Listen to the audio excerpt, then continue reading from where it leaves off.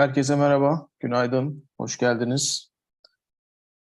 Ee, Bildiğiniz üzere TÜBİTAK olarak Ufuk Avrupa Programı'nın Türkiye'deki koordinasyonunu yürütüyoruz. Bu konuda da bizlere destek olan Turkey in Horizon İPA projesi tarafından hazırlanmış olan Pathfinder ve Transition programlarının tanıtımının yapılacağı etkinliğe hepiniz hoş geldiniz.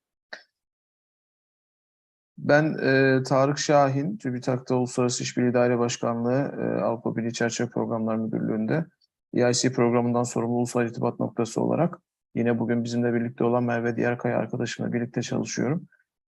Genel bilgi olarak tabii ki bugün uzmanımız Sayın Erik Prem bizlere programlar hakkında detaylı bilgiler verecek ama yine de sonrasında olabilecek her türlü bu konularla ilgili sorularınız için bizlere danışabilirsiniz. Şimdi çok küçük bir slaytla başlamak istiyorum. Etkinliğe bir giriş olması açısından. O yüzden ekranımı paylaşıyorum.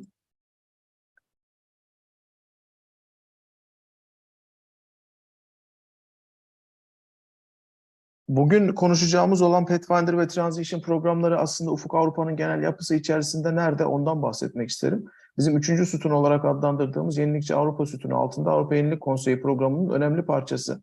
Tabii ki hızlandırıcı programı, Accelerator programı çok fazla bilinen, yaygın bir program. KOBİ'ler için destekler sağlayan özellikle ama tabii ki onun öncesinde bütün teknoloji hazırlık seviyesindeki fikirlere destek sağlayan bir program olduğu için Avrupa Yenilik Konseyi programı, Pathfinder ve Transition programlarının da tanıtımını önemli buluyoruz. Bu konuda gerçekten biz ülkemizde potansiyel olduğunu düşünüyoruz. Zaten özellikle de biz şu ana kadar Ufuk Avrupa'da desteklenmiş projesi olan araştırmacılarımızı da buraya davet etmeye çalıştık. Mevcut konsorsiyumlarınızla, mevcut fikirlerinizle bir alternatif olarak Pathfinder programını da düşünebilirsiniz diye değerlendirmelerde bulunduk. O yüzden bu etkinliğin çok faydalı olacağını düşünüyoruz katılımcı kitlesinde düşündüğümüz zaman. Şimdi erken aşama projeler dedik, Pathfinder projeleri ama erken aşama projeler olmasına rağmen Avrupa Komisyonu'nun EIC kapsamında çizdiği vizyon doğrultusunda ürüne dönüştürülebilir geleceğin teknolojilerinin erken aşama çalışmalarının beklendiği çağrılar. Pathfinder çağrısı, Transition ve Accelerator programlarının her birisinin de bütün fikirlere açık olan çağrıları olduğu gibi bir takım stratejik önceliklerin belirlenmiş olduğu çağrıları da mevcut. Birazdan zaten uzmanımız programlarla ilgili çok detaylara gireceği için ben bugün çok fazla detaylara girmeden sadece genel bir giriş yapmak istedim. Bir de bütün sunumlarda bunu özellikle belirtmeye çalışıyorum. EIC tarafından ödüller veriliyor, inovasyon odaklı ödüller veriliyor. Kadın Yenilikçiler Ödülü örneğin bunlardan bir tanesi. Son başvuru tarihi yarın, yani çok erken çok hani geç kalmış olabilir ama diğer ödüller de kapandı ama benim özellikle burada vurgulamak istediğim en sondaki Avrupa İnsani Yenilik Ödülü. Onun hala bir hafta daha son başvuru tarihi var. Ve burada doğal afetlerden, çatışmalar gibi insan kaynaklı krizlerden etkilenen savunmasız insanlara karşı yardım sağlamak üzere teknoloji geliştirenlere verilecek olan bir ödül. Biliyoruz ki maalesef ülkemizde bu sene bir deprem felaketi yaşandı. Muhtemelen bu depremden sonra bu durumda olan insanlara yardım etmek için bir takım teknolojiler geliştirilmiş olabilir. Dolayısıyla eğer bildiğiniz birileri varsa buraya yönlendirebilirsiniz, bize yönlendirebilirsiniz veya aranızda da böyle kişiler olabilir. Bunu özellikle vurgulamak istiyorum. Ufuk Avrupa web sitemiz Türkiye'deki TÜBİTAK tarafından koordine edilen tek resmi iletişim kanalı. Kim kimdir kısmından bizim irtibat noktalarımıza ulaşabilirsiniz. Şu anda görmüş olduğunuz Avrupa Yenilik Konseyi sayfasından sağ tarafta bizim ulusal irtibat noktası olarak iletişim bilgilerimize ulaşabilirsiniz. Üst taraftaki e-bülten kısmından üye olarak ilgi alanınızı seçerek bizden gelecek olan her türlü bilgiye birinci elden erişim sağlayabilirsiniz. Ben teşekkür ediyorum. Dediğim gibi bütün sorularınız için bizlere doğrudan ulaşabilirsiniz. NCPIC e-mail adresi üzerinden. Bugün de etkinlik boyunca hem ben hem Merve Hanım burada olarak sizlerin bize yönelik olabilecek sorularınızı cevaplandırmaya çalışacağız. Onun dışında tabii ki uzmanımız Erik Prem detaylı olarak programları aktaracak. Ben şimdi hemen kendisine sözü devredeceğim. Yes, Eric, first of all, sorry for the introduction in Turkish language, but I wanted to warmly welcome our participants. And I'm directly handing over to you for your presentation that we are expecting. I hope we will have a very fruitful event today. Thank you. Thank you very much, and thank you for having me. I think it's the second time for this event, and I'm looking forward to your questions. This is going to be a little bit long, so I think we will probably have a short break at one point, and I think you just tell me when you feel that a break is needed. Otherwise, I'll go through my slides and stop in between for questions as the program says. Let me share my screens with you. If everything works fine, you should see the presentation. Is that correct? It's perfect. Let me see. All right. No, it's perfect for you, but not for me. What's going on?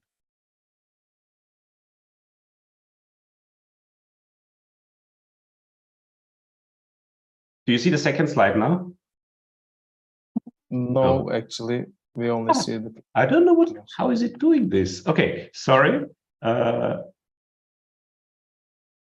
This is weird. It seems like I have two presentations open. Anyway, okay, good. That should work now. First slide, second slide, right? Yeah. Yes. Okay. Yes, okay, first slide now. Excellent. Okay, so this is the EIC Pathfinder and EIC transition training. I'm not sure you can call it a training. It's a webinar. I'm going to basically take you through the programs, explain a little bit of what the program is about. I will also try to give you some tips and recommendations from my own experience. I have been in this field for quite some time. I was particularly heavily involved in what was the predecessor program to this program, the FET program. And so I can probably tell you also a little bit about some things that may not be written somewhere. Of course, some of this will also be my own opinion. And I think if you want to submit a proposal, it is always best to check back with your agency, to check back also with the program text and the online material. As I will also say during my talk, there is a lot of material and a lot of resources that you can find online, and that will help you in first of all, deciding whether you should submit a proposal, and secondly, in how to best write a proposal. Now, I am going to talk about two parts of this very large program. One is the Pathfinder program, the other one is the transition program.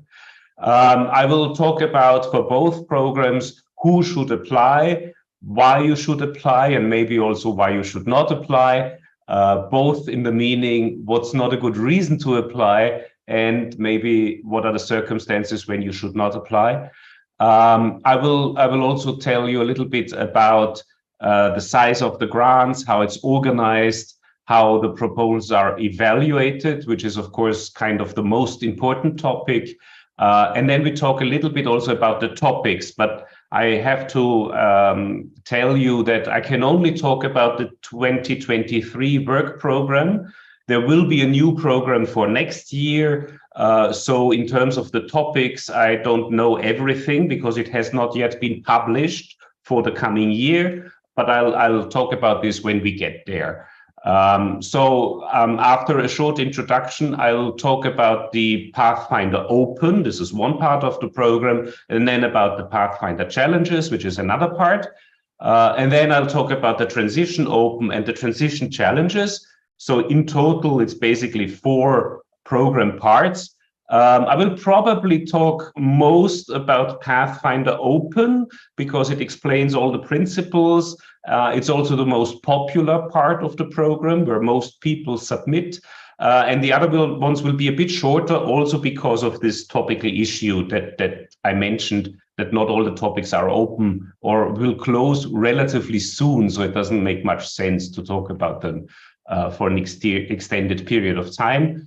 In any case, I always recommend check back with the program description that you'll find on the internet. It's a document that the Commission published, and it's actually quite relatively readable for a Commission document. Now, just framing the setting a little bit, where are we? So the European Innovation Council was created by the European Commission as an initiative to identify, to develop, and to scale up breakthrough technologies and companies. So it's a policy initiative, but it's also a research initiative. So, and I think this is already the first point you have to understand. It is a response by policymakers to something where they felt there is an action needed, and this is European innovation performance. Although, as you may know, Europe has a relatively strong research performance, this research is not always translated into innovation. The politicians but also I think many people nowadays would agree that there is a certain lack of disruptive innovation coming from Europe. And if it comes from Europe, then very often it grows elsewhere, for example, in the United States. So that, of course, is something we don't necessarily want to have.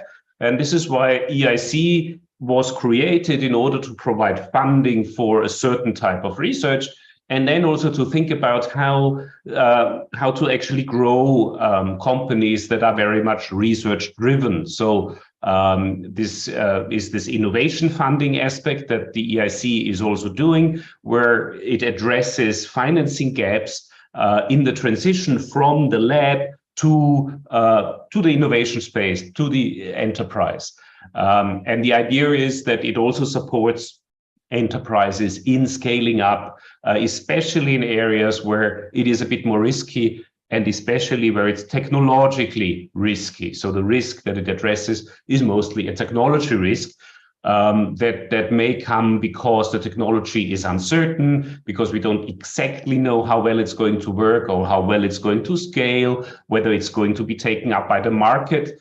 Although that's a market risk, strictly speaking, but that's also something that the EIC still would address. And the idea is to do, of course, a bit more than just create single growing companies. It's really an effort to grow an innovation ecosystem where many national and local players work together that currently are still rather fragmented, and where they're actually trying to include all regions and talent, including, of course, those outside the European Union, outside the EU, in cooperation with partner countries, for example, Turkey.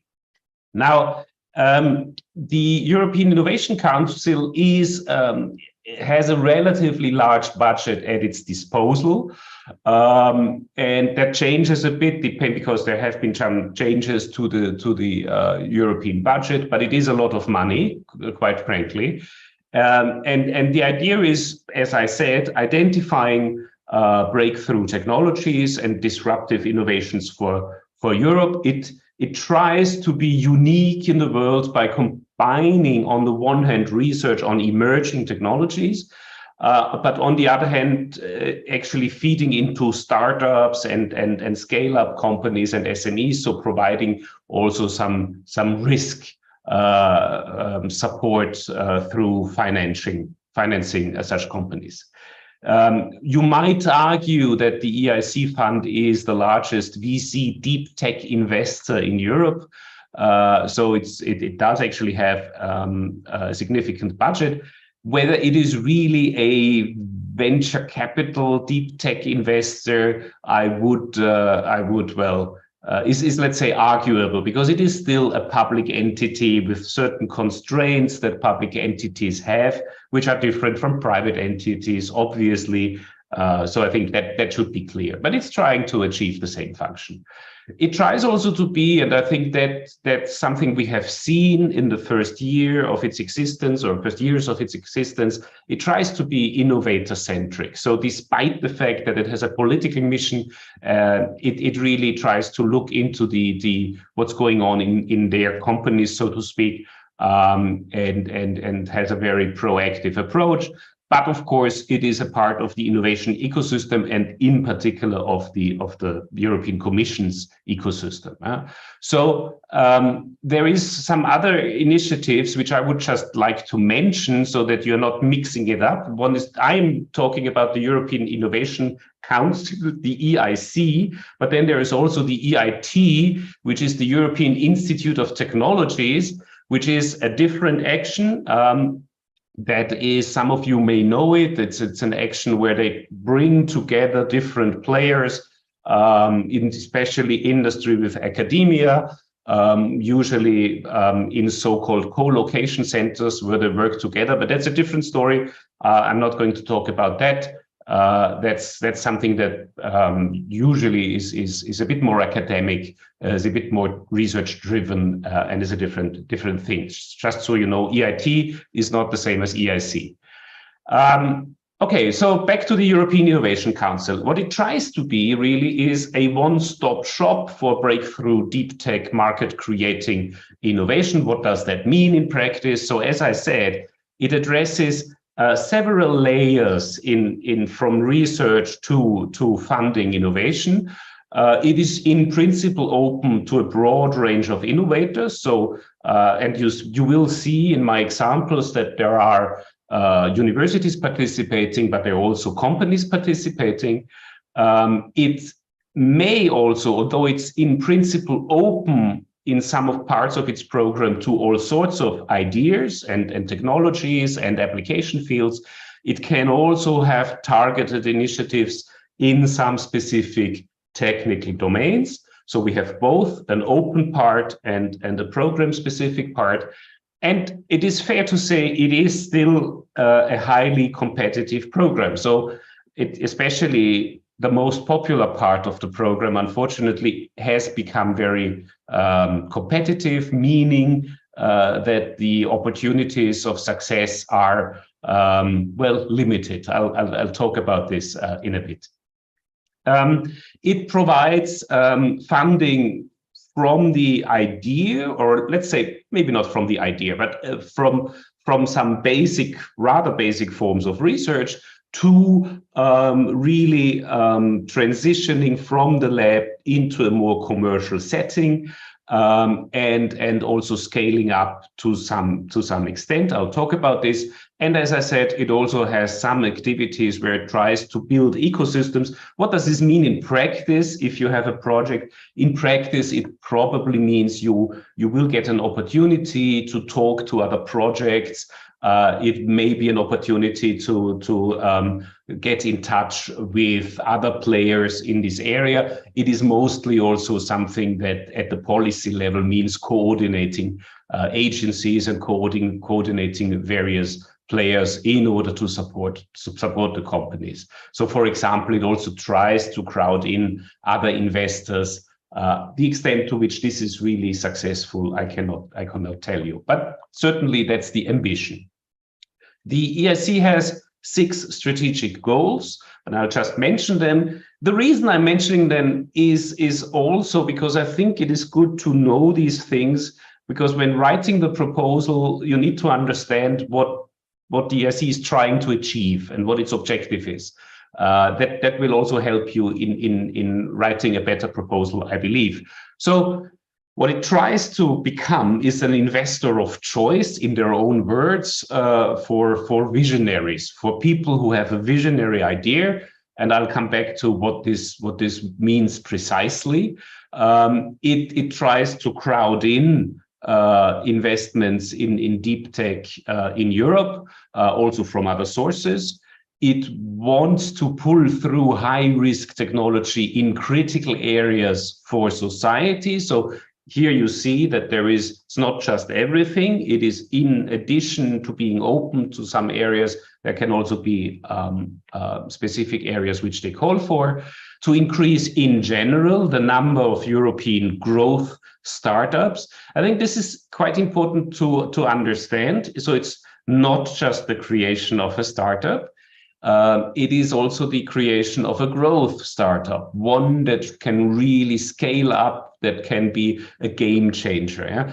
Now, of course, many startups would like to be these game changers, and it's not so easy. So one task that they have in funding the right proposals is to see whether this idea is actually one that can grow. So we're not talking about a very narrow application. We're usually talking about applications and innovations that really can grow significantly worldwide, let's say. And they are also trying one thing, which I'm going to talk about a bit more. They are trying to catalyze innovation impacts from EU public research. So that includes other parts of the program, which they are trying to leverage also to let those ideas not rest somewhere in the drawer, but actually bring them to the market. And I'll talk about how they are trying to do this. And of course, they want to be operationally excellent. I think they have proven they are solid. Let's say they are solid. So in that sense, I think it's fine. So here's an overview of the EIC program activities, and I will only talk about some parts of this. As you see, it's a relatively large and complex program, as it provides a broad range of different research innovation activities. There is the Pathfinder, as I think was already mentioned. There is the transition, there is the accelerator program, there are prizes, there is the business acceleration services. So it's quite a, as I said, quite a big portfolio of activities. The two main funding activities I'm going to talk about are the EIC Pathfinder and the EIC Transition. Both of them have two different program parts. One that is thematically open to all sorts of ideas, and one where you have a conventional, let's say, program description that gives you ideas about what type of topics can be submitted. And these are the challenges parts of the program, one being the Pathfinder challenge, one being the transition challenge. And the way that this works throughout the year is that typically we have a range of calls and a range of cutoff deadlines. So this is just an overview of what happened in this year, 2023. So we have the Pathfinder, the transition, and the accelerator parts of the program. I'm not going to talk about the accelerator program. That's a different story. But for the EIC Pathfinder and the EIC Transition program, you can see that there have been already a lot of deadlines this year. So, for example, on the 7th of March, the EIC Open part of the program, there was the deadline, and a range of people submitted. I'll give you some figures in a short while. And then also for the challenges part, you see there is a deadline on the 18th of October. So theoretically, you can still make this deadline. Whether that makes sense, we can talk about this. Probably not. Probably it's too short. Probably it is better for next year. And in particular for the EIC transition program, you see there is a deadline on the 27th of September. That would be tomorrow. So this is only in my talk here for completeness. It is unlikely that you are able to submit something by tomorrow. And definitely I wouldn't recommend it. But it's still, I will still talk about this because I think 1 year of preparation is not a bad idea. That may sound very long. So if you have an idea that you want to get funded by the Commission or by the EIC, 1 year may seem too long, but really in practice, if you think about it, if you have the idea, if you're looking for partners, if you want to write a very good proposal, 1 year would actually be, let's say, on the order of the right scale. I frankly admit most people don't do that. Most people are much more, or try to be much quicker, let's say 3 or 4 months. But anything between 4 months and 6, 7, 8, 9 months is a reasonable time really to prepare such a project. The dates for next year have not yet been announced as far as I know, but they are very likely going to be similar to what we have seen in 2023. and also before. So usually it's always in March and in September, and that there are similar deadlines. So you can practically behave as if the next calls would be out. I think it's important to understand that the details are always in the call documents, so you need to check against those. But in principle, that's the story, and I'm going to talk a bit more about this shortly. As I said, there is a lot of information that is provided by the European Innovation Council online. I think they have a website that is actually very readable, that's very easy to navigate. They have one for the Pathfinder program, there's one for the transition program, and also for the other programs. It gives you insights into what happened. For example, it is a good idea to look at which projects have already been funded and take inspiration from, for example, the Pathfinder projects, which you'll find online, and just understand a little bit the quality of these projects. But I'm going to explain this to you in the next parts of my presentation. And I think this would be a point where you can ask some general question if you have any. And then Tarek, will you be moderating this a little bit, or? Yeah, okay, thank you. There is a question from Nicholas, actually. Can you clarify whether there are any plans in future on restrictions on the resubmission for open calls? I don't think so. Yeah, I think you can still resubmit a proposal. So the question, I guess, is about resubmitting a rejected proposal. And I do not think there is any plans for restricting that. But in the open program in particular, I think you will be treated as if you would be a newcomer.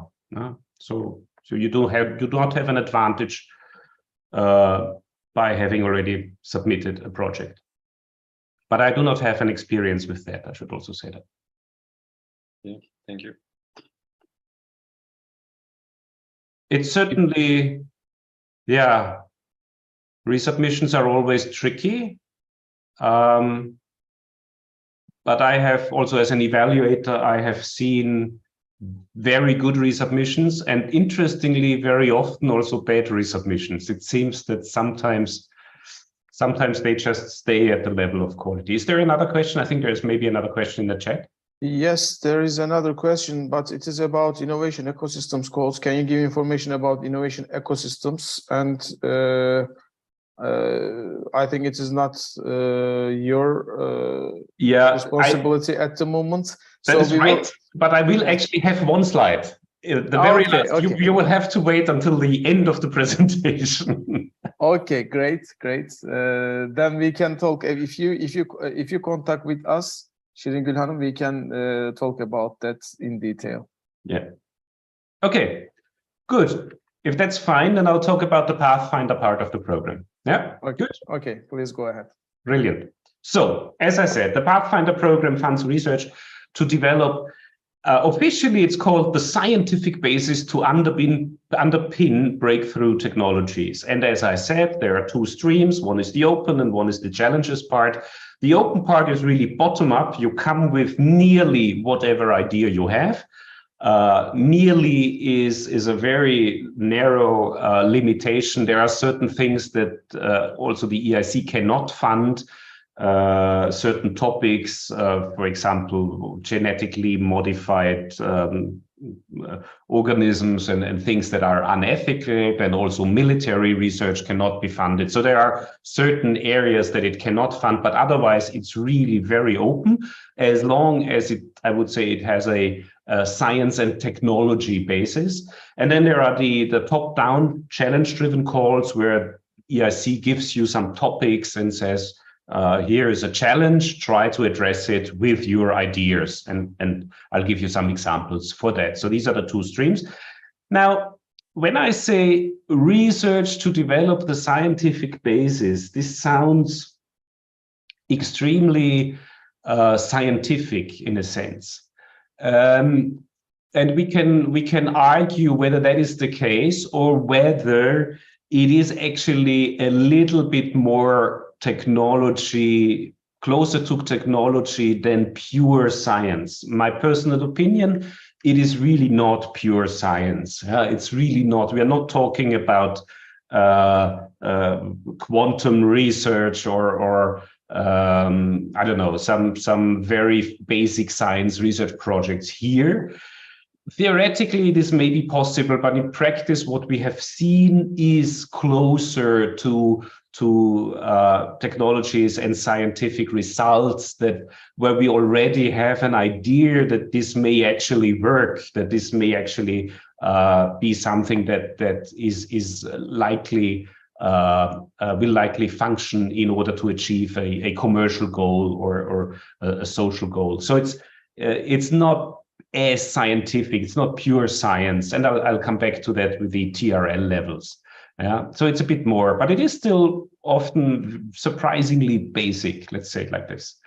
Now, who is this program for? What are the gatekeepers, as they used to call it? I think they still call it actually gatekeepers. So the first question you need to ask yourself is, do you have a vision of a radically new technology that could make a real difference for our lives? And so there are two dimensions here. One is, it's these, as I said, this radically new technology, and that's why I said it's not pure science, because we are actually in most cases already talking about something that can be put into or turned into technology. And you need to have a vision. And that means also that this technology really doesn't fully exist. It's still something that you want to develop. That still, you may have an idea that this would work, and you may also have some indication from basic research that this already works, but it has not yet been rolled out. There is no prototype available. This has not been tested. That can mean many things. This really depends on the case. In some cases, maybe people have already showed that this could work in principle, but have never really, studied all the details. In some cases, even the principles still need to be developed. There is a broad range of what people have suggested.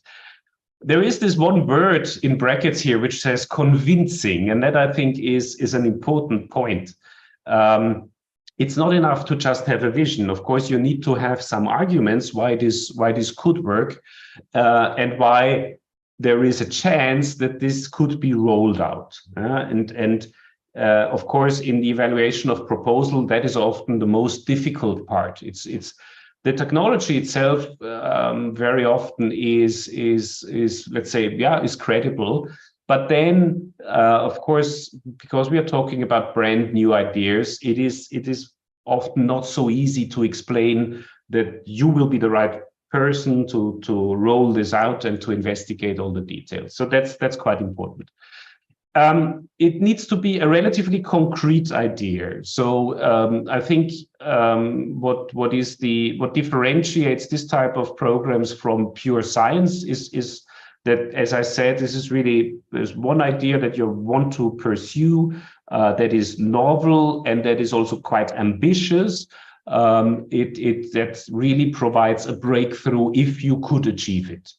It's sometimes described, or actually many times, it is described as high risk, high gain, meaning that it should be risky. So if what you are suggesting is kind of the next step, then it's probably not the right thing for this program. It is really about topics that are risky, that carry a significant risk. But if you could do it, then the gains would also be high. Then this would be really cool. This would really hit the market. So that's what evaluators are supposed to judge when they are evaluating proposals. Which also means that if you have a sure bet, something that's relatively certain, it is unlikely you will be selected. Now, in practice, I think there is of course a big debate whether evaluators always fully appreciate that, or whether they have still a certain tendency to not to have too much risk. And I think you could argue about this. in the end, it's just people, it's experts who will look at your proposals. So if it's extremely risky, you also have to have good arguments why you can do it.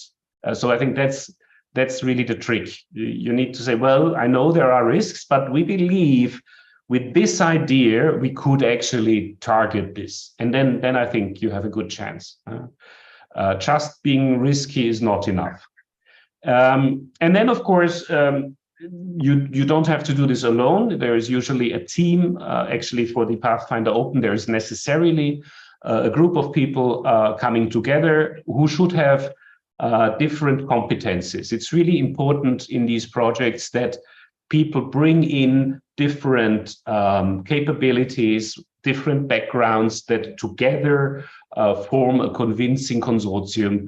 That is very much the same, I guess, as in the framework program. Here, you want to have a team that has proven in the past that they can address key issues, that they are excellent in their field of research, and that they can realize a proof of principle or maybe even a prototype of whatever they are trying to develop. But usually for the Pathfinder, it's about a proof of principle. So if you have in the past been familiar with the FET program, it is similar. I think it roots in the very same idea, but it's a bit different in its taste. Why should you apply? So of course it's about the money, and it would be ridiculous not to say that the money is usually the main driver. But of course, it's an opportunity for you to realize an ambitious vision for a radically new technology. It is something where you can realize especially the early stages. So we are talking at about the low technology readiness levels, 1 to 4. I have a slide. Next slide is on what this precisely means. And it's really about providing the foundations for your technology. It's summarized in the documents as novel and ambitious science toward technology breakthrough. So here are the technology readiness levels that I have been talking about. It says in the documents, in the program documents, it says very clearly TRLs 1 to 4. Now, 1 are the basic principles that you would observe. 2 is a formulation of a technology concept. 3 would be an experimental proof of concept. And 4 is a technology validated in the lab, but that is not an industrial prototype. That is still something that is in the lab that will need further research to really mature into something that you can then roll out in the market.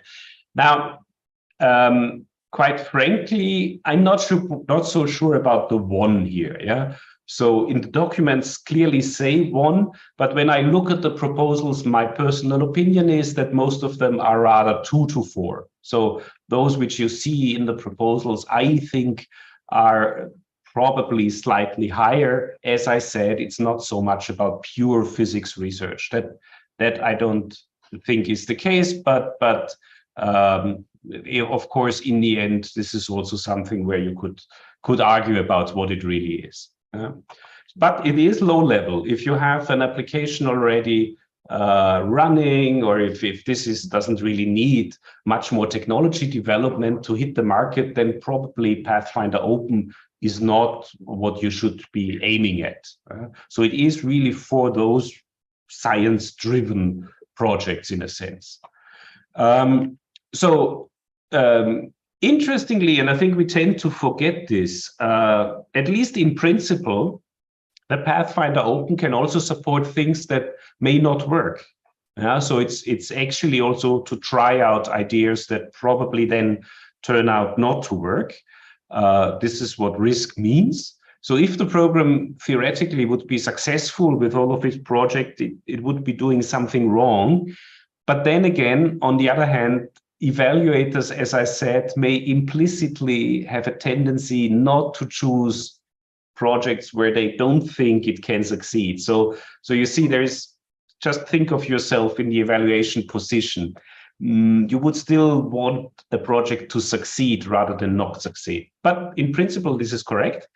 It wants projects that faces questions that have not yet been fully answered. So there needs to be something we don't know, or we don't master is probably the better word, because it's about technology. So maybe we know what's going on, but we have not yet achieved growing this to scale, or getting this really as far as we would like it to have for a commercial application. And then, as I said, really this high gain aspect, this is the important aspect, that this is really something that either addresses a very big problem that we could not yet solve, or it addresses a very big market that potentially everybody can use, or that, I don't know, half the industry would need. So it needs to be significant in its potential size or its dimension, not necessarily just the market. It could also be a social gain that is very high, or an environmental gain that is extremely high. But of course, in many cases, the projects that are submitted argue that they have a big commercial gain, and that's what they are aiming for. Yeah, and I said, don't be just incremental, that won't work. Now, in the past, of course, there have been calls.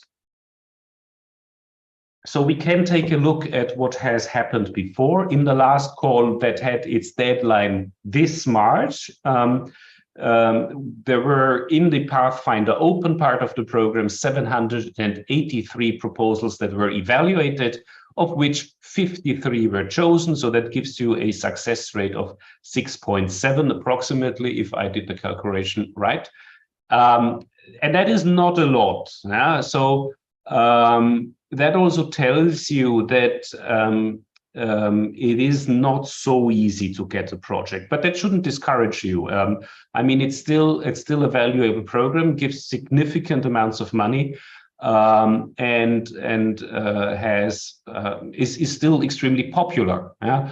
I think, as far as I know, this is the most popular part of the program. So here you have the largest number of proposal submissions, which is also clear because it's thematically open, anybody can submit. So this is the reason. So if you want to submit something, now we are end of September, October, November, December, January, February, and then usually early March or mid-March would be a deadline. That gives you 5 to 6 months, and that really means you should start now. Yeah, if this is something where you want to go, then I think now is a very good time to think about how to create a project. Yeah, the gatekeepers, I think I have mentioned it. Yeah, I think I've mentioned most of these points. I don't need to repeat them. What are the outcomes? What should this project result in as a part of your project description in your proposal?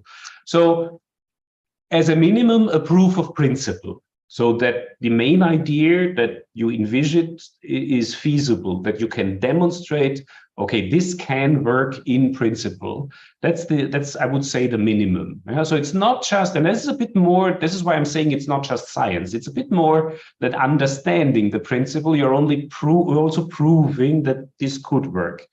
Then you also need to make sure in your project already that whatever comes after your project allows the uptake of the idea. That, for example, you have a patent that comes out of the project, or you have a lab prototype that then can be advanced into something for the market at later stages with the different project. So you need to think about also how far do you want to push the idea. The projects are in principle encouraged to have some key actors of wherever your application, for example, is located, and bring them into the projects to make sure that you're not going off in the wrong direction. It's really, you should actually have a good understanding of the technology, but also to some extent of the market, of the application. So I think this is what differentiates also Pathfinder from a pure science program, even if you may not fully understand the market, because at this point, maybe there is no market for what you are doing yet. So you cannot really, have a full idea of what the market is, but you need to understand at least in which direction, what is the problem that people have that you would solve with this technology, and how big is the problem? This is also an important part of the argument in the proposal. This is a significant problem, and you are addressing it with this technology. And then of course, this uptake and securing the impact, as I said, is important. So for example, securing the intellectual property of whatever you are developing is very welcome. And I think it's actually correct to say that it's a requirement for your proposal. So finally, here are some of the examples of what we have seen in the past that has been successful. So I'll give you 4 examples. There's also the link. I guess we will disseminate the presentation after my talk. There are more than those examples. I've just arbitrarily chosen 4. For example, here, eCool, a holistic approach of electric motor cooling, where they are trying to maximize the heat transfer for the cooling through direct contact spray, cooling optimized with the aid of a new machine learning algorithm. I have no idea how you would rate this in terms of science and technology level. But it sounds challenging. Let's say like this. Then Iconic is an in situ and operando organic electrochemical transistor monitored by non-destructive spectroscopy for organic CMOS-like neuromorphic circuits. That's a very fancy title, which is really about implantable organic electronic devices to revolutionize real-time monitoring and treatment of chronic diseases. I think that is a very good example of what this Pathfinder-like characteristic is. It's a new device. It addresses something that is socially a problem, but also has a potential market. So I think here, this could be a very good example for what Pathfinder Open is looking for. There is the tunable thermochemical energy storage based on flexible thermochemical energy storage to be adapted to different applications and reduce development costs by 90%. So I like this. They already say, okay, here we have something that where the development costs could be reduced by 90%, so a really significant amount. And I think that may be one of the main arguments for this proposal. And the final one would be fast comment future data storage using colloidal memory technology, which is a new idea for a low-cost, high-storage density memory for our increasing dramatically increasing demand for storage. Again, an obvious problem addressed with a new technology and also with some market ideas. So you get a little bit of the flavor here. And I think it's fair to say when you look at those, they may not be completely, as I said, purely science-driven, but they may also go wrong. So there may be many reasons why these things couldn't work. Maybe because they are commercially not viable, maybe it's too expensive, or maybe the quality with which you can do that may not be good enough. So they are still risky, but there is some plausibility why they could work. And also what you see here is a relatively broad spectrum from microelectronics to in a medical application to, let's say, more engineering proposals to something that's more about chemistry, and then memory storage. So it's really a broad range, all sorts of areas that you can submit. Okay, can you apply? So for the Pathfinder Open, as a minimum, you need 3 independent legal entities. I will not talk a lot about this, because if you really want to submit something, I encourage you to study in detail the call and also talk to your agency. They will tell you exactly all about the details, which countries can participate, in which role. And I think that is that, because that also tends to change a little bit sometimes, because countries join the program. So I think that's also always a good idea to double check. But the takeaway message is you need at least a small consortium. Most projects are a bit bigger. So typically you have 5 or 6 or something like this partners at least. And that comes quite naturally when you have, you know, someone who has the technology, someone else who may bring another part of the technology, then maybe you have a representation from where the potential application is going to be, and very quickly you have more than 3 partners actually. Yeah, and they should also be interdisciplinary. So usually they may not just be computer science people. There may be, like in the examples here, there may be someone from chemistry, or there may be someone also from more the economic side contributing to it, someone bringing in user requirements. So there are different experts from different fields that come together. When we look at what has happened in the latest project call, as I said, these 53 projects, very diverse set of coordinators. So for the 53 projects, you see basically all European countries as coordinators. Most of them, of the coordinators, I should say, are technical universities. Some other research organizations are also coordinators. So, for example, Fraunhofer, so the more applied, perhaps slightly more applied research institutions. But there are also a few companies as coordinators. And you can have a look at the list of projects that has been selected. It's published. The link is on my slide here. Again, it may not tell you much for your project.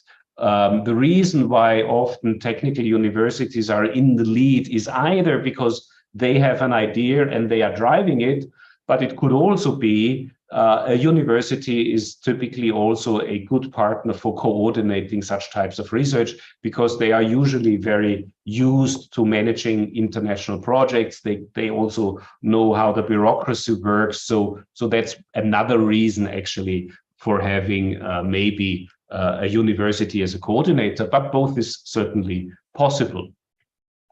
Now, what will happen if your proposal is funded? So most important, of course, you get the money to cover the eligible costs, and only those. And of course, as you can imagine, there is a list of eligible costs. Most important, personal costs, but then there are also some other costs that can be covered. For the past calls, we have seen that the Commission, the EIC, I should say, recommended proposals of approximately 4 million. Now that in principle is not a strict line, so you can come with smaller proposals and you can come with larger proposals. Sometimes having a smaller proposal is not such a bad idea, because of course, implicitly, when I am an evaluator, I also look at the money requested, and I also think, is this value for money? But then again, most of the projects are in this order of magnitude. Having much larger projects, of course, is not necessarily recommendable. It's possible if you really think this is a fantastic idea, but I wouldn't usually recommend it. I would try and stay with this recommendation and try to stay on this order of magnitude. And you have seen the success rates and the overall budget. So the commission, the EIC also announces how much budget there will be. I don't think that should in principle or discourage you. You just submit your project and be as good as you can. There are some other follow-up things for the selected projects. So if you are, and I should probably more generally say this, it's not just about the money. Is my takeaway message after really many years in this European funding environment. It is, the money is good, but it's if this is your only motivation, it's probably not good enough, because it comes with a lot of work. And you really need to have a good idea and a good proposal. And then also the projects are not completely hassle-free. The bureaucracies, many people complain about the bureaucracy. I don't think the bureaucracy is the biggest problem, because the bureaucracy does not come from the EIC. It comes from the fact that you have a consortium. It comes from the fact that you have 4, 7, 8 partners. And then this is where, of course, the interaction starts and things become a bit more tricky. But on the other hand, being in such a project, having all these partners with which you work is really an opportunity. And it also means an opportunity for other activities by the EIC. So, for example, you can then submit an EIC transition proposal. You can submit for an EIC accelerator grant. And there is the Next Generation Innovation Talent Scheme and all these sorts of support activities. So once you're in, it's really good. And that is why maybe getting in such a program really has some added benefits that are not necessarily just the money. And I truly believe this, even after 2 decades or more of working in this environment. So how do you actually apply? Now, you must submit your application via an online portal that EIC is running. And you will be surprised that the open proposal template, so you get a template that, as you would expect, where you fill in all the details, and that is relatively short. I hope, I didn't check the number, at least last time it was 17 pages, and I think it's going to be same order of magnitude for the sections 1 to 3 in part B. What does that mean? So there is a part A in the proposal that has all the organization information about the partners. And then there's a part B, which is the actual part where you describe the proposal. And this is done in 3 sections mostly. There are some other things that you have to fill in, but these 3 sections are the main content, such as describing the scientific excellence, or describing what the potential impact of your proposal will be. And then you submit, and writing, maybe I should say a bit more about this. Writing these 17 pages is not so easy, because it's just 17 pages. And usually the text, when you start writing it, is very quickly too long. Very quickly you will realize, oops, I cannot describe this on 10 pages, for example, the scientific idea. And that's the biggest challenge, to write a convincing description in a relatively short place, because you need to describe all the details, you need to explain what you want to do, you need to explain why this is important, you need to explain why you are the right people to do this. So there's quite a few arguments you want to make, and you want to make them in a very solid fashion with some references and maybe with some numbers, and really arguing that this is a convincing idea. So the 17 pages is a challenge. That is not so easy as it sounds. But of course, it's nice to only write 17 pages in principle. I would definitely recommend that these 17 pages are mostly, not necessarily all of the text needs to be written by one person, but there needs to be a single person that is like the master editor, that makes sure that if there are contributions from various partners, that this is really held together, and that there is one style of writing that goes through it. So I would really recommend to have a master editor that has control over how this is done. Obviously, most people nowadays work online. They create a Google file, and then everybody can contribute. But as I said, that is a bit tricky, because the things really need to fit together. And that is also why you may want to invest some months in advance in a good structure, in maybe really clarifying paragraph by paragraph what are the main points that you want to make.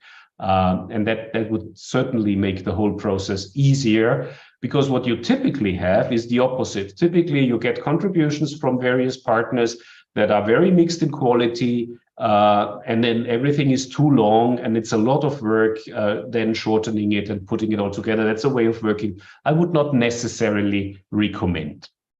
The EIC is relatively quick. It gives you an evaluation result within a couple of months. So usually you're informed about the outcome of the evaluation within 5 months from the call deadline. My experience from the latest call was that it was actually quicker than that. So you get a result before 5 months. And then typically it takes 8 months from the submission to the signature of the project, but that of course depends on all sorts of things. And 8 months may sound long, but it's really not long at all, because I mean, if you get the project, you have to start working on it, and you may have to, perhaps you need a new person that you nowadays in these areas we are talking about may not be easily available off the shelf. You'll probably have to really look for those persons. So that's not so easy sometimes. I've actually seen projects that had difficulties in starting quickly enough. So the EIC is a bit special in how it evaluates proposal. It's different from some other schemes, and that's why I'm going to explain how it is evaluated. So as I said, you submit the proposal, and then you have an individual remote phase where evaluators, you read the proposals. It's usually a group of evaluators, 3 or 4, sometimes more, and then they score your proposal, and then there is an algorithm which is different from other parts of the program, which delivers, let's say, marks for your proposal, and then you are informed about those marks, and you also get feedback from the evaluators, and then you have an opportunity, and that is something that is rather different from other parts of the program, to argue that you have been misunderstood. That's called the rebuttal phase. So you can send back, I'm not entirely sure, I think it's 2 pages or maybe 3, I'm not entirely sure, but relatively short rebuttal where you argue that there has been a factual mistake in what the evaluators graded. And of course, that is a very difficult thing to write. If you get, comments that this is not innovative enough, or that this has been done before, and then you are convinced, no, it hasn't been done before, and then you write. So this is quite tricky in reality. And I think if you see that of the 4 evaluators, 3 really didn't like your proposal, chances are it's probably not going to fly. But at least the rebuttal phase in some cases provides an opportunity to really fill in and clarify a misunderstanding. Yeah? I have no information in how many cases it actually changed, let's say, the first assessment, but my guess would be in not so many cases. But at least there is the opportunity, and then it goes to an evaluation committee, and then the EIC decides on the funding. So the rebuttal phase is a right to react within a very short time frame, basically a week. And you cannot use it to alter the content. You cannot then say, yes, that's a very good idea, we will do this differently. That's not what you can do. You can only say, look, this is a misunderstanding. We really believe this is the case, and that's something you can send back. And these comments are then available to the evaluation committee that actually takes the decision based on what the evaluator said and what you said in your rebuttal. Okay, so The evaluation first happens, as I said, in this individual remote phase, where usually approximately 4 evaluators will read your proposal. They are experts, yeah. And now, of course, again, a challenge, like in all evaluations, is they may be experts in a field that is close to what you're doing, but it may not be exactly your field, and you cannot expect that you get 4 evaluators that are absolutely in your specific area, because usually that's also not what you want from an EIC perspective. From an EIC perspective, you want evaluators who have different backgrounds. One may be able to look a bit more on the market side, on what you're addressing. Another one really may understand technology.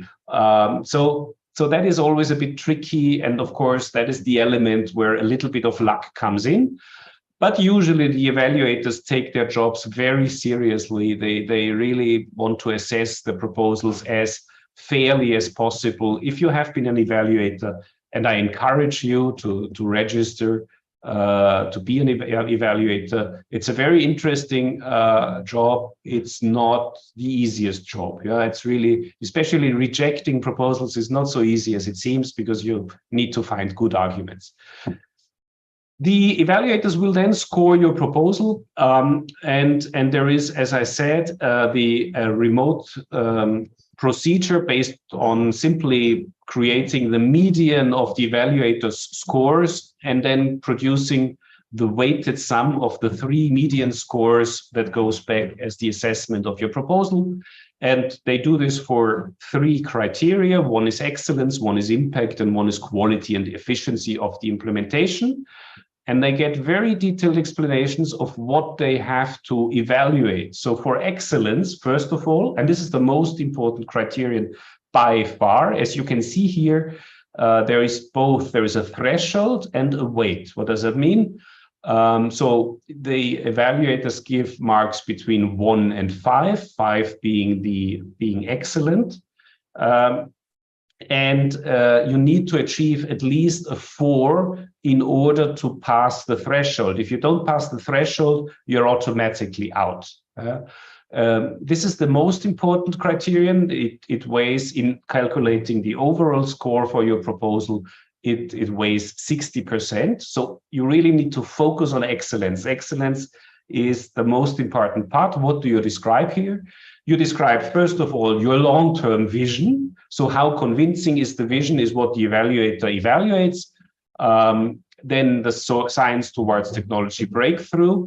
How concrete is it? How novel is it? How ambitious is it? And what advancement will it bring towards realizing this technology? So we are still at the technology level here. We are not at the market level here. Yeah? This is still about the technology. Then how concrete and plausible are your objectives? Are they ambitious enough? Are they maybe overly ambitious? That's very, very tricky.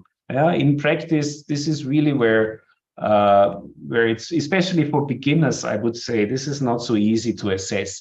Is this ambitious enough? Is this overly ambitious? This will always depend on the project, but it needs to be substantially ambitious in order to be able to get the proposal through. And then are all the competences, is this interdisciplinary, are the different groups represented that make sense for achieving a good technology outcome? So really important, excellence, but then there are 2 more criteria. One is impact. So this is about what is the long-term impact of this project? What would happen if this would actually work? Is there a transformation that would happen? Are there positive effects that are really significant on the economy, on the environment, or socially for the whole society? So it's not exclusively just about business, I would say. It's especially nowadays, these other aspects are also important. How adequate are the proposed measures in the proposal for achieving this impact? Now, of course, knowing that this is not yet commercializable, but do you protect the IP? Do you have measures in the proposals that you are involving the key actors for making this a success? Do you talk to the right people? So it's this sort of thing that you can build on this in order to later exploit the innovation potential. And then, of course, as usual, you also are supposed to communicate in the consortium and to disseminate your ideas. And I think that's more or less as we see in many other proposals. And then the third criterion is quality and efficiency of the implementation. So that is very importantly about quality of the consortium, about your work plan. Is this credible? Is this a good structure? And the allocation of resources. This mostly means, is this the right amount of money? Is this, is this for what you are delivering? Is this a good proposal? And of course, there are big differences. I think implementation is maybe not so critically these days, but you still need to have a decent plan. This needs to be solid. This needs to be credible, that this is the right way of addressing it. As you can also see, it has a threshold of 3.5 and a weight of 20%. I didn't mention this for the evaluation, for the impact. It's also 3.5 and a weight of 20%. Yeah. So I think with that in mind, really excellence is the point you want to focus on, but the other ones also, at least you need to make your threshold, otherwise you'll be out. And then the proposal goes to an evaluation committee where you have independent experts, which are usually different from those who evaluated your proposal. And then they decide a final score. They spend most of the time focusing on proposals that have a realistic chance of getting funded. So those that are below the threshold will usually not be discussed anymore, unless someone thinks there was a mistake and this hasn't been rightly judged. And then in the end, they come up with a ranking list, and then there is this rank list, and then there's the question, how much budget do we have? And then you will be funded or not, depending A, on whether the score was good enough, and B, whether there is enough money left. And then you get a feedback, you get an evaluation summary report, you get also comments from the evaluators, and maybe some additional comments from the panel evaluation. What can I say about the comments you get? I think if you have done an evaluation before, you are much more, you understand how difficult it is to give this feedback. Yeah? This is really tricky because very often, in most of the cases, the proposals are not completely wrong. It's not like they make a big mistake, but in many cases, the proposals are just, not entirely convincing. And that is very difficult to write as a feedback. So the job for the evaluators is quite hard. And so that explains why sometimes what they will write back to you is not entirely satisfactory. So you need to have a certain understanding for that. So as I said, the EIC Pathfinder and transition dates for this year's, the open deadline has passed, but there will be one next year. The Pathfinder challenges, which I'm going to talk about next, it has a deadline on the 18th of October, where theoretically it would be possible to submit a project. If you're really experienced, you may also be possible, but transition is tomorrow. That won't work. And there was a first cutoff already in April for the transition. Again, lots of documentation available from the European Commission, and you'll find a lot of actually well-written guidelines, frequently asked questions, and also the work program is, I think, relatively understandable. So do look at them. Okay, that was it for the open. Now I will talk about the Pathfinder challenges, and then I'll break for questions and maybe a short break, if that's okay with you. Is that, Tariq, what we should do? How long do you think it will go? Or do you want to make a break now or questions now? I'm open. It doesn't matter. There are a couple of questions. Maybe we can go over them and then. Yeah. Let me ask one by one. The first one is from Barış Malcıoğlu. Could you please detail intellectual property policy? Is it left to university or TÜBİTAK? First, TÜBİTAK does not have anything to do with that. I can say that. Probably doesn't want to have anything to do with it. Yeah, no, that's a very good question. Thank you for that. It's the intellectual property right is entirely up to you, and you need to. Well, you don't need to, but I would encourage you to think about it. Now, what does that mean? Obviously, in 17 pages, it is not possible to explain in detail what the intellectual property rights are going to be. But I would really argue that it is nearly always possible, that it's always possible, to give the fundamental principles. Who owns the things? Who will be able to work with it? Under what conditions? That is a paragraph, really, and that you should explain.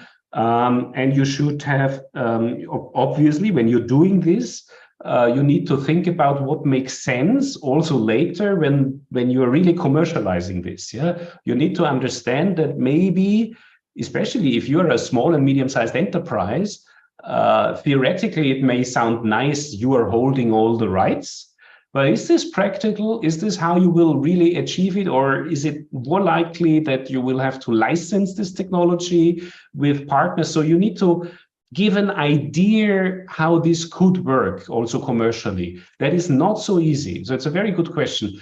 And you need to have a good point in A, that you are securing the property rights, and B, that this will be workable to actually roll it out. Yeah, so that's the challenge. But there is no constraint on how you regulate this by and large. There are some, but they are not really important. Thank you. The next one is, could you please detail mobility? An example, if I move to another university in the same country or in another country, will the project fail? I guess what the question is whether it is possible for a researcher that has a project to move to a different university and take the project with you to the new university. Now, I do not know the standard answer, but I don't know, maybe Tarek, you know this better than me, but usually the contract that you get is with the organization. So it doesn't lie with the researcher. You do not, the contract is with the organization. So it would require an agreement of you with the organization to take the project with you. And then if you get this agreement, you would be able to change the contract in negotiation with the EIC if this makes sense. I mean, not if you are moving from a technical university to a veterinary university, they may say, that doesn't work. But it is possible. I've seen it in the past. But it really depends on the circumstances. I hope this is the correct answer, but this is something that would have to be double-checked. Yeah, from my side, it's the correct answer because the partners are the institutions, and there may be a deal with the institution and the researcher. Yeah. Another question is from Yasemin Hanım. Are startups, SMEs expected to lead the consortium, or should universities lead? If university leads, it cannot move forward with the accelerator. Yeah, the accelerator question I cannot answer. I have not really dealt. That is true, I guess. Yeah. But the clear answer is no. It's not the case that SMEs or startups are necessarily supposed to be the coordinators. As you have seen in the statistics of the last call, actually, most of them were universities or research organizations for the reasons I mentioned. They are experienced with this type of project, so it's a good idea to have them as coordinators. If you trust them, if you have the right people there, if you want to work with them. Having said that, there are also examples where SMEs are actually coordinating projects or at least companies. But especially for very young startups, it's not so easy to coordinate a consortium because it can be time consuming. So this is something I would rather recommend you think about the practical side of it. Who is really the best person? Who is really the best entity to coordinate this work? And very often it's just easier for universities. But both entities can and have in the past successfully coordinated projects. Thank you. The other one is from Selçuk Yerci. I understand that the chance in the rebuttal process is slim. I always wonder what is the order of magnitude here? Yeah. 1%, 0.1%, or 0%? I could be bigger than 0%. I would assume, but it's slim. Yeah, and as I said, if there is, I know not from this program, but from framework programs, I do know there have been successful rebuttals in the past, but really this was about factual mistakes that the evaluators made. That is the case where it's easiest. Yeah, but as you say, the chances are slim. I don't know the statistics. It would be an interesting question. I agree. I don't know. I can make you. I can maybe make another comment about that. I think the Commission is not also very happy with the current situation of this rebuttal, and maybe in the next work program we may not see the rebuttal phase. This is an argument, but of course we can always have surprises in the work programs. Yeah. The other one is from Utku Öztürk. Although what we do is far from Pathfinder calls, just out of curiosity, often in extremely specific and ambitious fields, if a lab is to apply for a grant, there is a high chance the reviewer is from a competition lab. How does the EIC handle potential conflict of interest? Can the applicant appeal? Have you had story about such a case? Very good question. So there is a very strict scheme for the evaluators that they do not have a conflict of interest, usually, but not in the sense it was described here. So usually I can never assess a proposal that comes from my university, for example. And you have to sign all sorts of things, and there have been cases in the past where this was then discovered. But usually this is really a point where they are really strict and they try to avoid that sort of positive influence. Now, of course, you have this. I think what you are alluding to is the other effect, that there is a competition, a competitor submitting something. But of course, the chances are very slim. The chances are really slim that you get precisely that proposal of your competitor working in that field. Where this is more likely to happen is not in the Pathfinder Open program, where there are so many different topics. It's more likely to happen in the framework program when the call is very narrow, and then the Commission sometimes really gets in evaluators from Australia or from somewhere else to avoid these situations. But of course, they cannot be completely avoided. But really the chances are slim. And I have seen very, I think I can only remember a single case in my whole history where I thought, this is a bit fishy, but really 99% of it is absolutely, this is not the main problem. Let's say it like this. Thank you. And there are a couple of questions from Nicholas as well. First, is there any data on the successful proposals with their expected TRL? Maybe for the committee, but not publicly, as far as I know. Yeah. And I wouldn't really trust it anyway. The TRL levels are so vague. But no, I don't know that. I don't think it's available. Yeah, okay. The next one is, do you recommend to include a panel of external advisors, especially for the market's potential and impact? Yeah. So that depends again on the proposal and your style of working. I think it is something you see very often in proposals. Again, I'm one of the few people who are completely uncynical about proposal writing. I think actually it still makes sense, and it's still, the proposal is what you want to do in the end.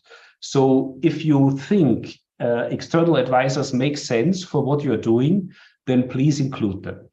And very often it makes sense. It makes just sense to get an opinion for the marketing. It's also a good dissemination measure. If you have excellent experts that may be then from industry, for example, this is a very nice way of communicating the opportunity to them, of getting in touch with them. They may have interesting pointers. They may point you to experts. They may tell you about a company who is doing something similar. They may point out or invite you to an event which is organized in their vicinity. Or so I think it's a good opportunity, but it needs to make sense. You need to think about, is this a more technical committee? Is it more marketing? And one recommendation: always ask the people if they want to be. So name them. I think it's quite important to name them in the proposal and to ask them if they want to be part. Because I have seen cases where people,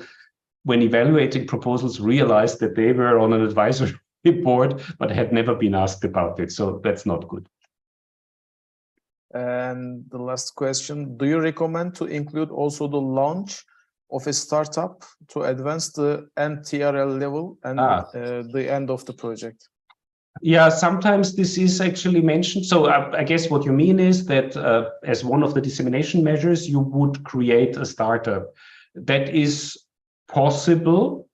It's not possible in the sense, but I don't think you mean it like this, that you create it and it then becomes a partner in the project or so. That wouldn't work from the overall setup. I wouldn't recommend it necessarily, but it is a viable option if it's believable. Here is more a question of, can you believably argue you will create a startup? Maybe, yeah.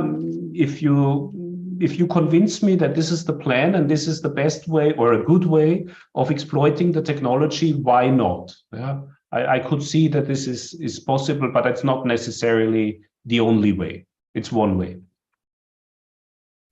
Okay, thank you, Eric. We don't have any remaining questions at the moment. Do you think that it makes sense if we make a 10-minute break? I would suggest we do it. Yeah, we can do a break. Yes, let's make a 10-minute break because I need some more water. Okay, let's come back at 10 to 1, 10 to 12. 12 for 12, our 10 to 11 for me. Yeah, from 10 to 11 for you. Okay. So, thank you. Yep, okay. We'll be back then.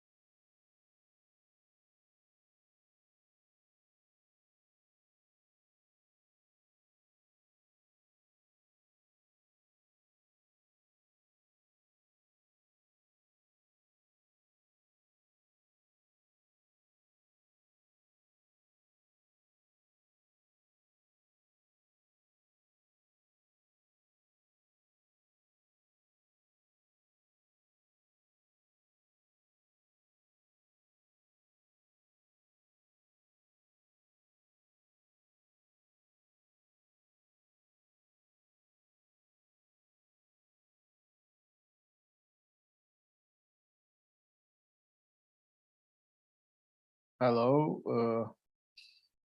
Eric, if you are ready, I think we can continue with the Pathfinder challenges part.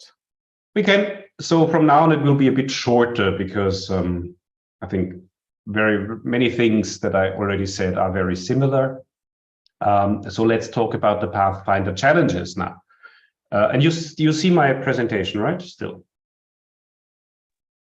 Can you share it once again, because I just closed it. Sorry. Interesting.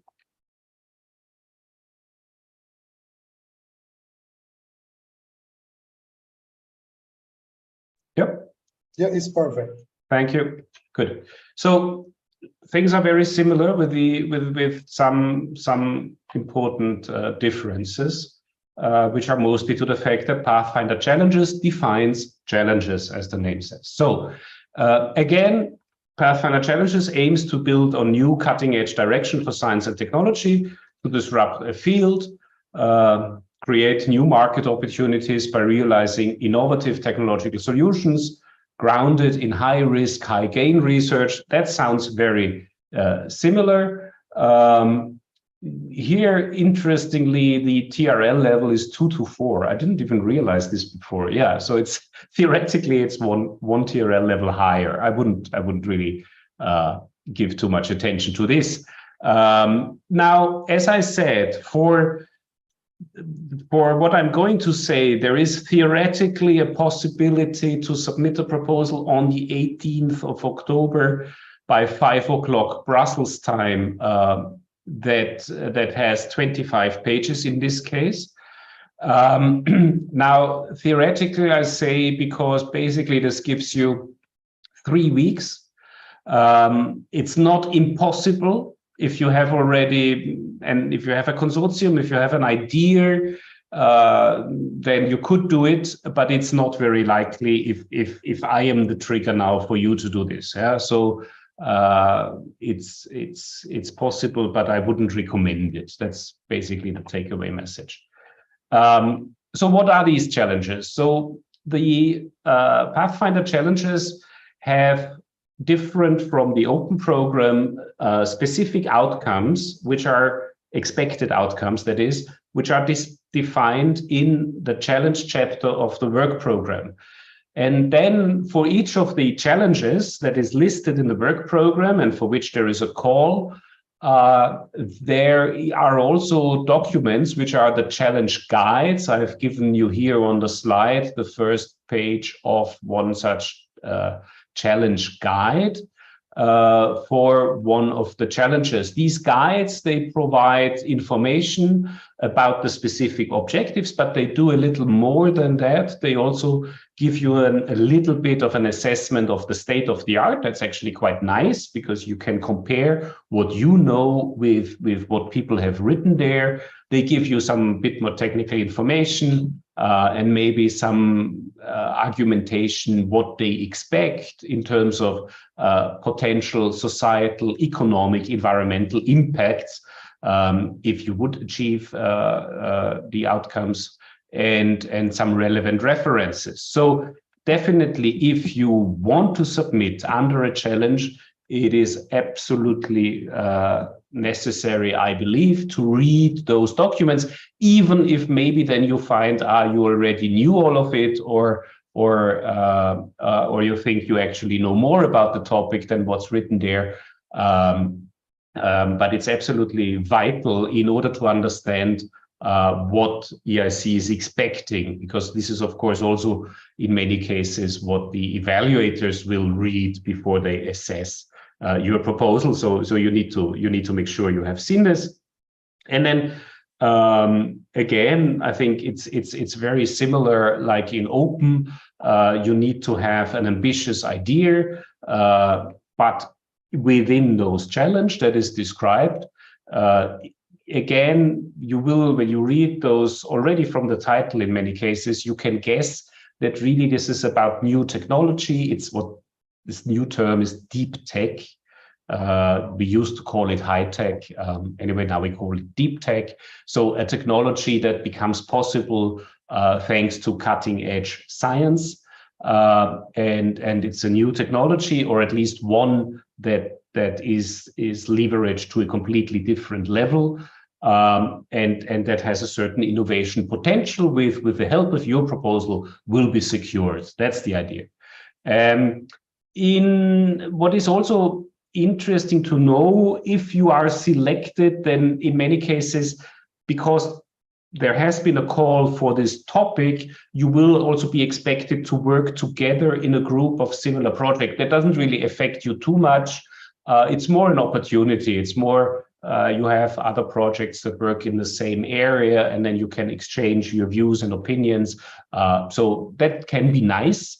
I don't think it's a negative thing at all. This is actually quite nice. So again, this is a bit different, but in principle, it's not. Consortia can theoretically be single legal entities, but again, you need to check with the challenge, because at least in theory, it can also be different for the different challenges. But in case of a consortium, they are usually at least 2 independent legal entities. And I think for the details, I would recommend check with your agency or read the documents very carefully to make sure that you have the right countries in the right places. I don't want to go into the details here, also because this keeps changing, as I said before. One difference here is if it's a single entity submitting, it cannot be a larger company, so to say. A mid-cap and larger company is not permitted. So what has happened in the past? For the last available deadline, which was in October 2022, because as I said, in 3 weeks, there will be the next deadline, 436 proposals were evaluated, of which 44 projects were chosen. So you see, this is slightly better. It's roughly 1 in 10. Actually, it's a bit better than 1 in 10. And in these 44 projects, there are 259 participants. And again, when you look at the distribution of the people involved in the project, a lot of higher education, so that's the universities, as I said before, also for the open, and research organizations, so roughly 2/3 are research organizations, including universities, and then 22% private organizations. Not all of them are, strictly speaking, companies. Some of them could also be kind of research-driven enterprises, so it's not always really SMEs or other companies. But as I said before, mostly universities, mostly research organizations, but also companies can of course participate, and they do, and they should. And the average grant is again very close to this 4 million. It's 3.8 million. So that gives you an indication of the average EU grant and the average size of the project. Now, currently in the 2023 program, there are 5 Pathfinder challenges which are mentioned and for which theoretically by the 18th of October you could still submit a proposal. I will go very quickly over them, just so that you get a feeling for what these topics are like, but they can change and they are likely to change. It depends a bit on, I haven't seen any indication of what the topics are going to be. Sometimes even a topic may be repeated if the response has not been satisfactory, but very often, of course, they change. It's a completely other topic, how these topics are created. We can talk about this, but for the time being, these are the 5 as they are defined. So let me quickly go through them. Clean and efficient cooling. The objective is to explore the potential of new devices, processes, components, and materials for clean cooling, generation, storage, and/or transport, such as, and then there comes this long text, which I'm not going to read to you, that talks about transformational research that could displace existing technologies or the integration of renewable energy, then store and transport of cold computational modeling, net zero cooling technology. So if you go through this, it is a very relatively precise list of what the objectives are, but then again, it's still broad in the sense that anything that has to do with cooling and is an innovative cooling method probably would fit in here. And this assessment, whether it really fits, is something that you absolutely have to do in a very self-critical fashion. Why am I mentioning this? Because very often people see these topics and they have an idea, and then they want to fit it in, even if maybe it doesn't fit. So I think there is a certain danger here. These topics are usually very broad. The EIC will also be open to a great idea. If it's not precisely mentioned here, that's fine, but it needs really to be within what is described here. Yeah, otherwise it just misses the point. So if you want to do something that is with heat, really, and then maybe as a side effect also produces cool, probably that's not going to fit in here unless it's mentioned somewhere here, but I don't think so. Yeah? So really read this text very carefully and self-critically. And then, on the other hand, you are also given expected outcomes. So relatively precisely, the EIC tells you what should be the result. So in this case, and usually the result is not something that is just your output of the project. So the first point here is increase EU technological leadership in the cooling sector. So that's obviously not an output of just your project. That is more an expected outcome of all the projects coming together. But you need to understand how you would contribute to this objective. So how, if you realize your idea, how would this achieve, at least in one of the areas, technological leadership in the long run? Not next year, maybe not the year after the end of your project, but in 5 years, if you are assuming you are successful.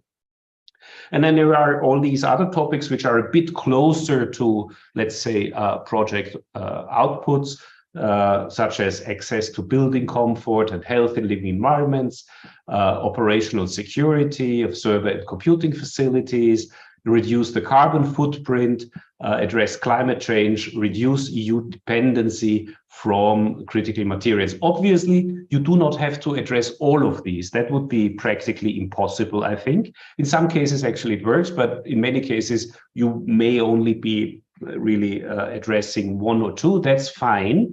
But then, at least as an evaluator, very often I would, first of all, I want to be convinced that you really contribute, not just hand waving. We are so cool, this is going to be technological leadership. That is not convincing. I want to understand, first of all, I need to be convinced that you understand where the technology is. So that's one point. And then I want you to tell me why you think you will advance beyond that point. That's also, by the way, important for open, but here it's all the more important because there is already something described very clearly. So here I really want to, I want you to give me the arguments. And I think this is something where numbers also play an important role. So for example, here it says reduce carbon footprint. Then I want to understand how much is your contribution going to be? And I know this is very hard. Especially also researchers have really a tendency, they don't want to write this down because they think it's a promise and they will be measured against that promise. I don't think that should be the problem. I want an order of magnitude. I want to see, what is this? Is this going to be small? Is this going to be big? Is this going to be really big? What is the order of magnitude? Give me some meat so that I can evaluate that it is important, that I can see you have really thought this through. And this is tricky. This is not an easy task. Sometimes this may be also difficult for the researchers to do, but it really helps the evaluator assess how big is your idea, how important is your idea. Will you be measured against those promises? Not necessarily to the extent that you are afraid of. Of course, people will say, but you said 100 and now you only achieve 5.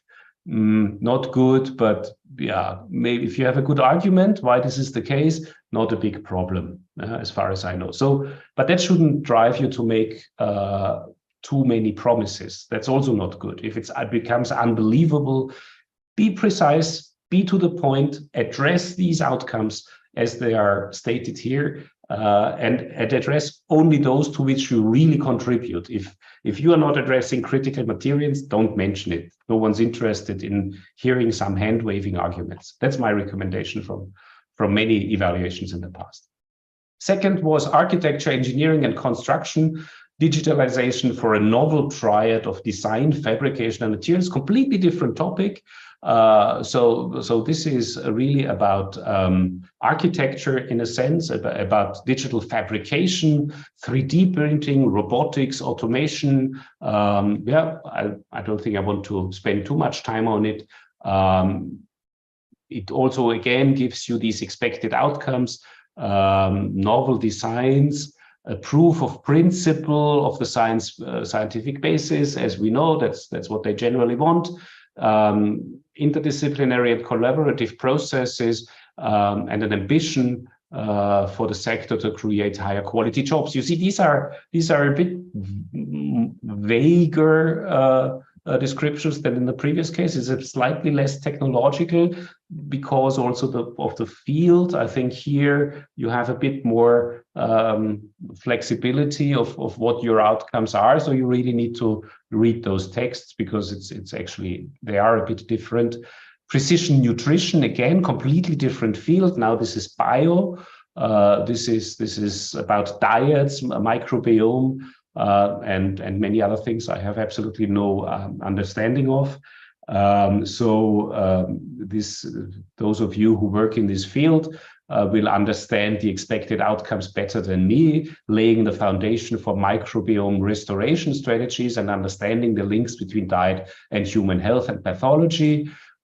So there is a social target here, which is prevent and alleviate the consequences of obesity, but it's very precise in how it wants to address this, namely by understanding better the microbiome restoration strategies and understanding the links to the diets, between the diets and human health. So I think it's very clear, but there are of course many different ways in which you could address this. And I think it's fairly straightforward for people working in this field. Responsible electronics. Very interesting topics. This is about processes, materials, and applications. Anything from small molecules and polymeric organic materials to production methods for logic circuits, for sensors, for wireless transmitters. And then the expected outcome is obviously to contribute to materials with new properties or replacing current materials. In particular, again, here is a policy objective to reduce the dependency on such materials, or that the materials are more sustainable than what we have had in the past. I would read this as two different objectives. In many cases, they may also overlap. That would, of course, be much better. So again, I think very clear, should be straightforward. And the fifth one is in space solar power harvesting and novel propulsion. So again, completely different area. Now we're in the space. We're talking about solar harvesting for in-orbit efficient solar power collection. That's relatively specific. So this is really about in-orbit efficient solar power collection. My guess would be for satellites. Conversion of the harvested energy in a form for transmission in empty space. So maybe for space travel, and then there's all these details. So again, very different. Read this if this is your cup of tea. I guess that's a relatively niche topic, but really I don't know so much about this. So how is this going to be evaluated? That's very similar to what we've seen in the open. You can see here, again, its excellence, its impact, its implementation, same thresholds and same weights for the three different criteria, except that in excellence, you have, of course, this important criterion, relevance to the challenge. If it's not relevant to the challenge, then obviously you will be thrown out. Again, similar procedure, median of the evaluator scores and the proposal score is the weighted sum of the median scores. And then in the second stage, the EIC, different from the open program, may also choose depending on portfolio considerations. So for example, in the microelectronics materials call that I've just mentioned, if everybody is replacing copper, then maybe the EIC doesn't want to have, 20 projects replacing copper, but they may then also, even if this is a highly ranked proposal, they may choose a different one because obviously they maybe want to have different materials addressed. So this is a slight deviation from the principle that this is strictly done in the order of score. There may also be some consideration of having a coherent, consistent portfolio of projects. I haven't seen this in EIC calls, but in other calls, this does happen. It occasionally happens. It's not something that goes on a lot. It's not like they are taking a really bad proposal from down here and putting it up to it. So that's not what's happening. Very often, it's just a matter of maybe ranking one project higher that is below another one that addresses the same topic. So it's more like switching those, or maybe taking another one which they really want to have because it addresses, I don't know, a really critical material that Europe doesn't have, for example. So that could happen, but it's not very often, and if so, it's not, as I said, it's not big dramatic changes. The Pathfinder, yeah, that's what I just said, a coherent set of projects. Did I forget something? No, I think I mentioned everything here. Maybe one word on the EIC program managers. So theoretically, the program managers play a role that is really a bit more active than what we see in other programs, especially in the framework program. They are not as proactive. They are not trying to really bring together the people. Here in EIC, theoretically at least, the program managers have a slightly stronger role. They really want to manage their portfolios. What does that mean? It means they want to, especially in this part of the program, in the challenges part of the Pathfinder program, they want to have that the projects engage with each other, that they interact. They really want to see integrated projects towards that collaborate towards achieving these larger visions. And in practice, as I said, this may mean that you have to collaborate with the other project, that you may have to organize a joint meeting, that you are invited to a commission conference. So maybe also contribute to regulatory or legislative work if you are selected. And while this may sound like a burden, it's also a big opportunity. It's also something that in the past I have seen people really experience more as an opportunity than a burden. So these are the dates, mentioned them already. 18th of October is the theoretical submission date. Yeah, it's possible, but I don't think it's unless you have understood what I'm talking about here before, it would be very quick because, it's still 25 pages. It's still something you have to work on. So again, same information hub. There is good information available on the challenges program. Most important are the descriptions of the challenges. And I think we can break here for a short question and answer if there are any. Yeah, actually one question from Nicholas. We see that 2% were public organizations as participants. Any idea what could be their role? Can you say again? I didn't quite understand. You mean there were 2 public organizations? Or what was? We see that 2% were public organizations as participants. Any idea what could be their role? Understood. Interesting question. Yes, so sometimes you see weird partners in projects, including public organizations that could be, so it's more frequent in the in the framework program that you have, for example, a city administration could be a partner.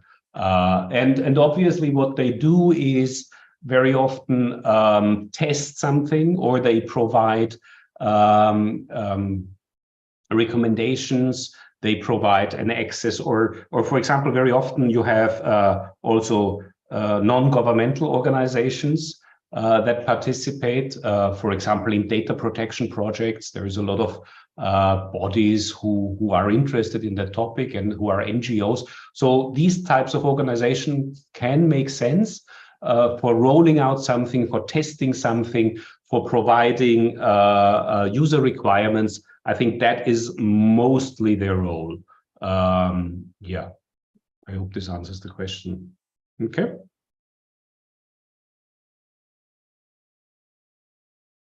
Good. No more questions? If not, then I would switch now to a completely different topic, which is the transition topic.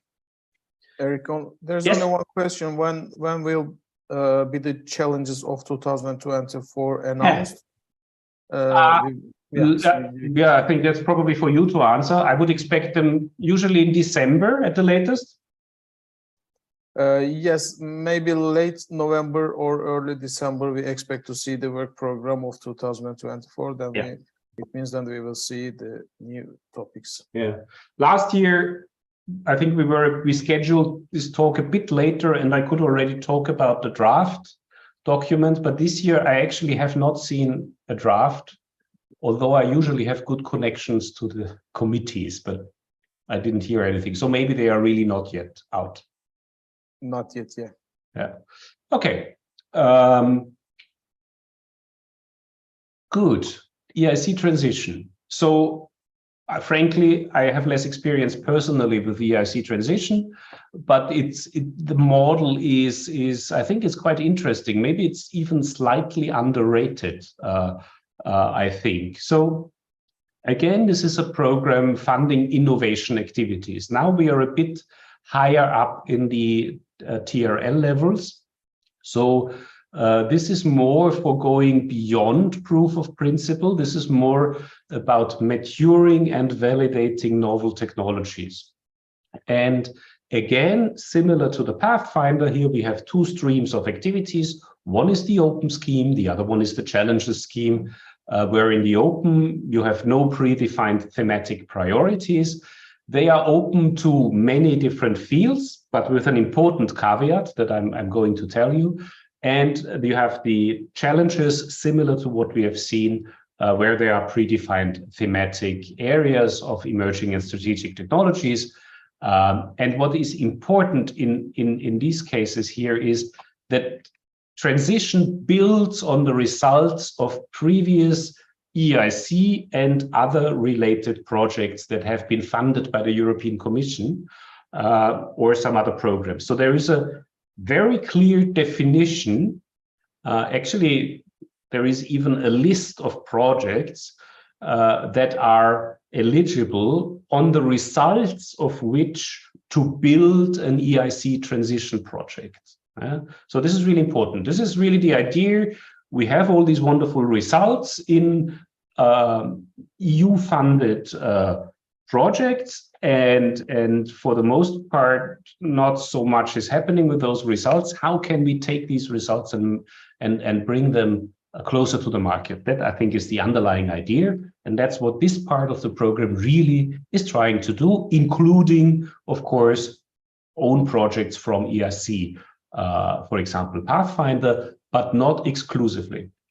And I'll say what this means. So it funds innovation activities that go beyond the experimental proof of principles, its validation, its maturation. So, for example, you have demonstrated that this thing works. You may even have shown it in a lab experiment, but really what you do not have, you don't have a prototype, and you do not have a prototype that you can put somewhere. And you also do not have a prototype that can do this at scale for an industrial application. So these would be the interesting questions for such a project, and maybe also developing and better understanding how can you make money with it. You know, especially in IT. There are so many different ways, so many different business models, how you can make money. And this would be an opportunity for investigating what would best work, how can you really grow this, how can this be rolled out at a global scale. That's the idea. And you get the grants are a bit smaller because the idea is that the technology is more or less proven, and not just like in Pathfinder, you have either completely open thematic priorities or you have these predefined topic where there is a strategic interest, usually from the side of the EIC. So the important part, as I said, is that the transition really is for the results that were generated by previous European projects. This could be Pathfinder projects, this could be projects that we had before Pathfinder, which were the FET projects. This could be ERC projects, even from the Defense Fund, but only for projects that have a civil focus, and for some others. Actually, there is a list of eligible projects available.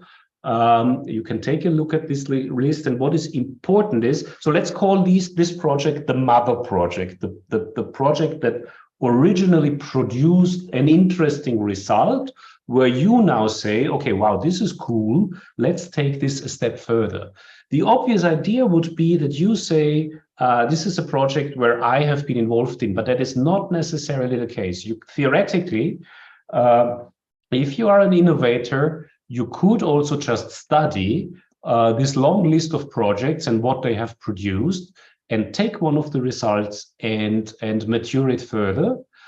Of course, under the condition that you talk to these people and you have the right to do this. So you have an agreement with them. Probably usually you will take them on board, because it's not so easy to access a different technologies just from the papers. But that's the idea. So, and I think that is that's what I said with underrated. I think this has not yet been people are not fully aware of this opportunity, which I think may for some cases be quite interesting, because there are many reasons why project results are not taken up by universities, for example, and this is an opportunity to take up a result. So the mother project should at least run for 12 months, or shouldn't have finished more than 24 months ago. But you do not need to be a participant or a principal investigator or a result owner of this mother project. However, you must specify in your application how you would agree with the project on the IP to develop, and have some written evidence also that you're not just taking someone's result and now ask for money from the EIC to develop this further. So typically build on technology readiness level 3, as I said, proof of concept, or maybe even something that has been lab validated, and then take this to the next step. That is the idea of transition. Here are roughly the figures for how big the grants are. So they are a bit smaller, up to 2.5 million, typically from 500,000. The average in the past has been 2.29 million. So really precisely in that range. And the typical duration is 1 to 3 years. And on the available budget is on the order of 60 million euro. Cutoff dates, there was already one in April, and that another one is tomorrow. So that's why it's probably impossible to submit a proposal for tomorrow. But again, there will be next year. And if you're hearing about this from me now for the first time, I think it's a good idea to think about, have you been in a project that produced some interesting result, but really it didn't go further? Or do you have a colleague? Do you see an opportunity somewhere? I think that's really something that you could think about. Usually small consortia, 2 to 5 legal entities. It can also be a single legal entity, but not large companies, because the idea is they could do that themselves. The transition results from the last available call from September As you would expect, it's much smaller. For open, there were 27 projects with partners from 12 countries with an average grant of 2.29. And for the challenges, so where there are topics predefined, but again, of course, with the same limitation that it needs to be from this list, only 7 projects were chosen with a slightly larger amount from five countries. So the idea here is clearly bridging the gap from the proof of concept to a viable business case, to increase the technology in maturity. As I said, maybe develop a business plan and making the solution investment ready so that after the end of the project, an investor can come. So now let's roll this out globally. That's the idea. More graphically here, this is my own slightly perhaps confusing graph. So you can take a result from a previous project. So typically starting around proof of concept, and then move it a couple of TRL levels higher, maybe to the technology demonstrated in the relevant environment, maybe already approaching a prototype demonstration in an operational environment. Although then here, these 3 top TRL levels become a bit more difficult for the Commission to fund. This is usually where an investor would come in and say, okay, now let's do this at industry scale. That's the idea. And of course, the EIC Pathfinder starts here at the very bottom, or maybe at the TRL level 2. So they would end up in something that is 3 or 4. And then the idea is that with the transition, you take this up to 5 and 6. It's a bit of a, I mean, if you want to criticize this, maybe the thinking is a little bit linear in a sense, you know, that technology is first, there's the science, and then it's taken to the next step. So this is, and I think that that's a fair comment.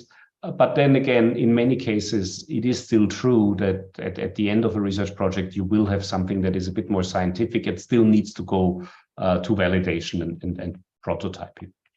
So the outcome of a project in this case would be a technology that is really demonstrated to be effective in the intended application. Also a business plan and an understanding how the business works in this area, clear setting for the intellectual property, to make it investment ready. That is the idea. That could then go to EIC Accelerator, where I'm not going to talk about, or other sources of funding, licensing agreements, or other routes to market deployment. Here are some examples. I think with what I said, it's probably clear. So you could have something that is a bit more research to develop a high impact technology towards a specific application while improving the market readiness. Or you could be an SME that sees a market opportunity to apply something that has been previously developed and develop it further for that market. Or you could try and you have a team of entrepreneurial researchers that want to turn a result into a viable product. That would be cases for which you could apply for accelerator funding. Since this is a relatively specific case, I will be a bit briefer now. So again, you have an evaluation that is similar, still excellence, impact, and implementation are the criteria, but the sub-criteria are a bit different from what I've explained previously. So here it's much more about, for example, in impact, it's much more about the credibility of the impact. It's about the, of course, for the challenges, it's about, have you addressed the challenge that was described? Is the social benefits clear? Is it investment ready after the end of the project? And that is, I think, what really will differentiate the projects here. But again, there is a step 1 and a step 2. One important difference here is that there is a hearing. So here for these projects, you will actually be invited. If you're good enough, you will be invited to a hearing. And then after the hearing, you get the final result. I think I don't have to maybe go through all of these details here. I mentioned the hearing. It's maybe one interesting point is, and it's a little bit something you have to think about, is that only individuals mentioned in the proposal and involved in the future project can represent the proposal at the hearing. I have seen cases where people have not been thinking about this, and then they were actually invited, and then they were not sure who to send. So that can be a bit tricky. But you pitch your proposal to the jury, and then you get a go or no go decision from the jury. In some cases, there can be something what is called a seal of excellence. I haven't mentioned this so far.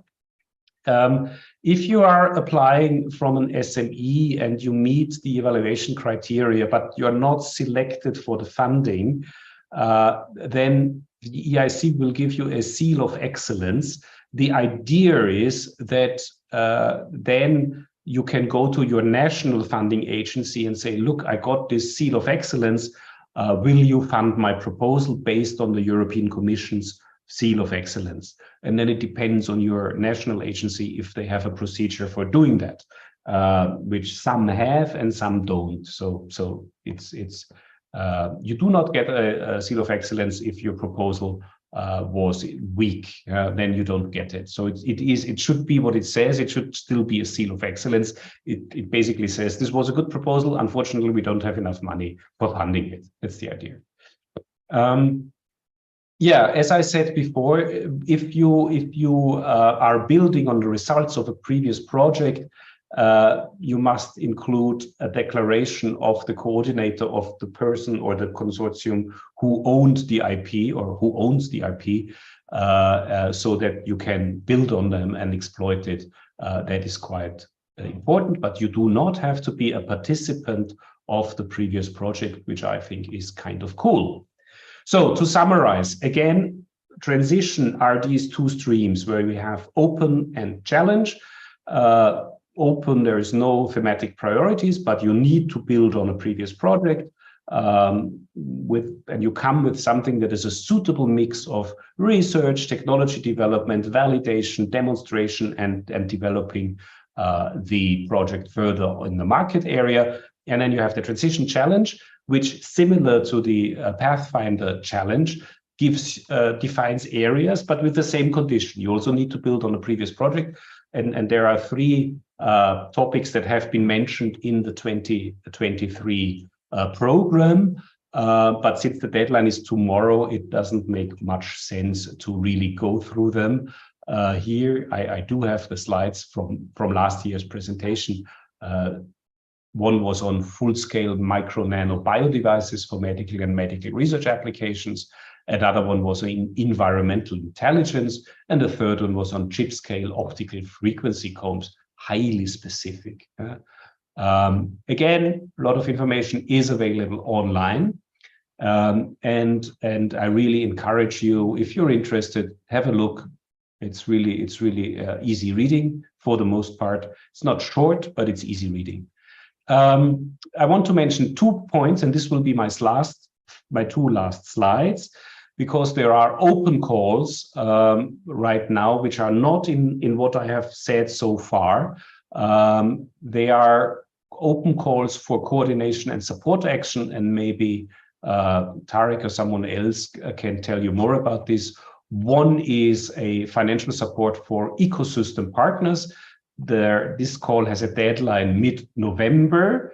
What are the ecosystem partners? These are organizations that have been selected to provide business acceleration services or other support to those people who have an EIC contract. So it's not anybody, it's those that have been selected. And for them, they can submit proposal for an open coordination and support action. I'm just mentioning this here for the sake of completeness, and so that you are not confused. Yeah, for the most part, this is probably not going to affect you. The other one is financial support for next generation innovation talents. I'm mentioning this because it's a typical example of these further things that you may get when you have an EIC project. Again, still a viable submission date where you can apply for support an SME basically gets money for a talent that then comes in-house and works for some time with them. So these can be, it's called deep tech talents or aspiring innovators. But again, this can be only SMEs that have been already supported or have received an EIC award seal of excellence. So this is also a way into this program. More details are available on the webpage. Just for completeness, these are the two current open coordination and support action calls that you may see. And I think I'll stop here for questions and answers, if there are any. I have to be a little bit mobile at the moment, so Right? there's one question I can, maybe I have misunderstood. Could you please clarify if a project with appropriate TRL level can be submitted in a standalone manner without a prior project on which it is built? So no, the answer is no, not in the transition program. You need to, the results that you are exploiting need to be from one of those many previous EU programs. And as I said, there is a list that you can check. If this is not the case, you would have to go to the Pathfinder open program, probably, depending on your TRL level.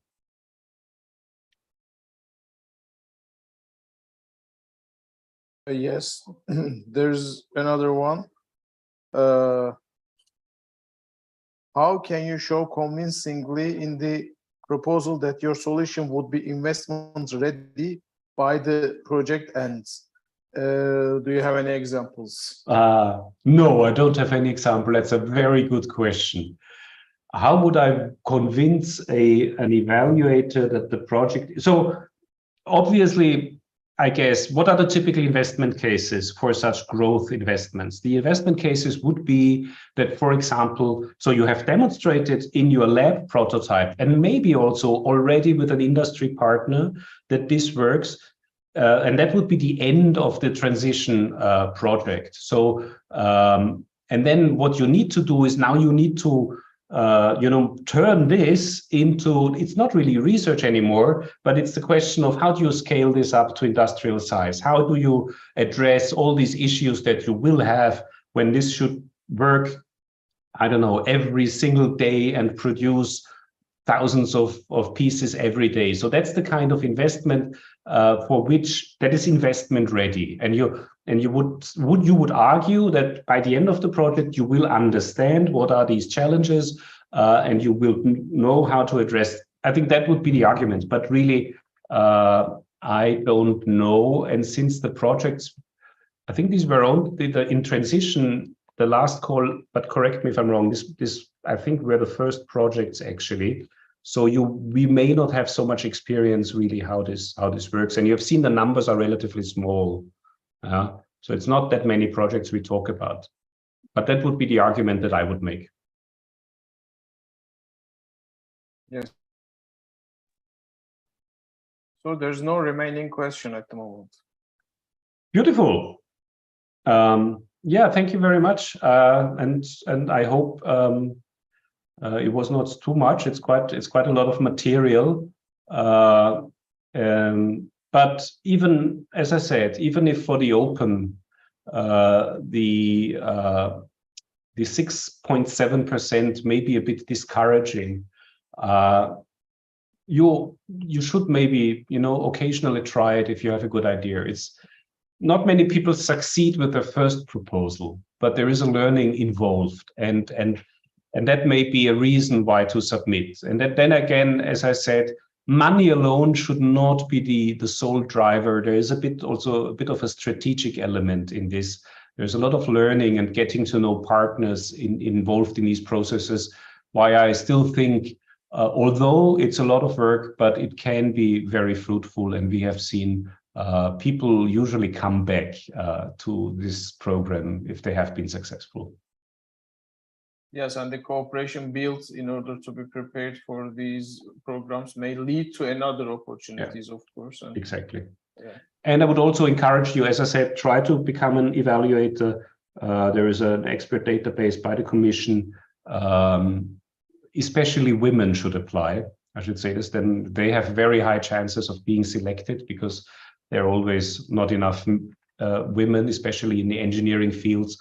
And you learn a lot. You learn a lot about how not to write a proposal and how to write a proposal. And also you learn a lot about what other people are trying to do and about the ideas. So it's also in terms of intelligence, it's a very good process. Okay. Okay, thank you, Eric, for your nice presentations, very clear presentations, and I hope that it will lead to many proposals from Turkey to the 2024 calls. So thank you again. My pleasure and good luck. Thank you very much. And Yes. it means that this is the end of our program, right? Yeah. Okay. Then we can close the session, I guess. Teşekkür ediyorum katılımlarınız için. Başta da belirttiğimiz gibi bizlere her zaman ulaşabilirsiniz. Umuyoruz ki bu programın sonunda birçok başarılı proje önerisiyle karşı karşıya kalacağız. Teşekkürler, iyi çalışmalar, iyi günler.